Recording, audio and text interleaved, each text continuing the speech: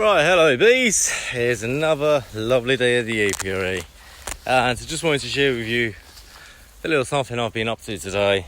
I've been basically taking advantage of the early part of the day because it is not raining yet, but it's supposed to be at the latter part. But in the meantime, I've finished off another 6 frames, the stands for the beehives. They needed adjusting, so that's now all been done, repainted, and I've just come today to do that and lay out a few extra beehives in preparation for the next run with families. So you see the back row, all of these, they're now full. Now I've set these 6 up, and over there we've got 1 more spare, so we've got 7 ready to go. And I just need to redo that stand and this stand, and I think on top of that I've got to cut and assemble another 2. And here is the next row right behind, and where it's going to run through. And then we have to obviously move up to this bit when it comes down to moving towards the 100 mark. But yeah, I really like this part of the apiary. It's right under the acacia trees, and I've got high hopes for these guys, because they, if we have to look at it geographically, they are slightly better situated than the guys up there. But it's got its pros and cons as well, because these guys there, they've got a clear flight path, whilst these guys, they've got several meters in front of the beehive, but then they're welcomed with this greenery, which is really not a problem that much for the bees. But why I say these guys down here perhaps might be a little bit more rewarded is because come summertime, when we have the hottest of days, it's like 40 degrees Celsius at times, sometimes even more.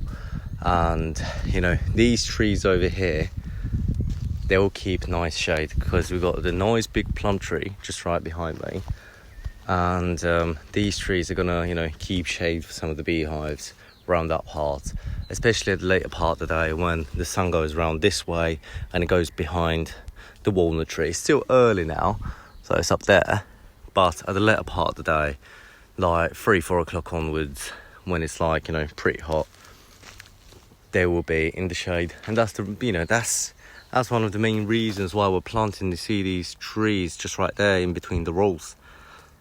Just want them to grow nice and big so they can keep shade and also produce nectar.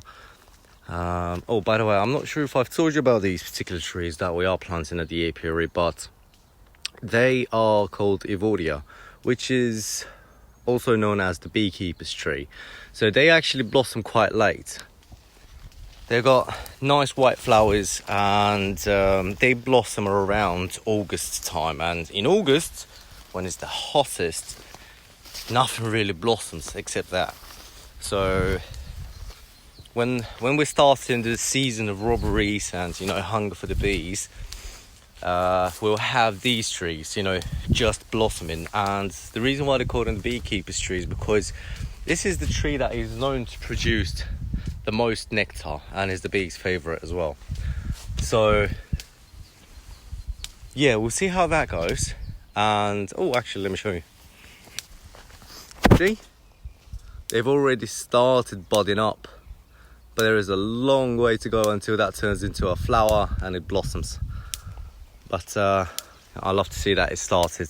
Can't wait to see them once they've bloomed. But also something that I'm doing, I've ordered some copper wires. I'm going to try some electroculture stuff, see if it works. It should work by the laws of physics, and what I know, it really should work as long as I do it properly. So I'm waiting for that to arrive. I'm going to do a little experiment. So we've got about 9 trees.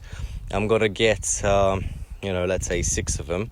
I'm going to get them wired up, and in about a month's time or a couple of months' time, we're going to come back and revise and see what the result is. You never know.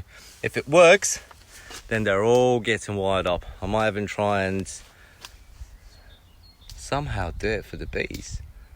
Would that work? I don't know. We'll find out. All right, guys. Have a good day, and I'll hit you up shortly.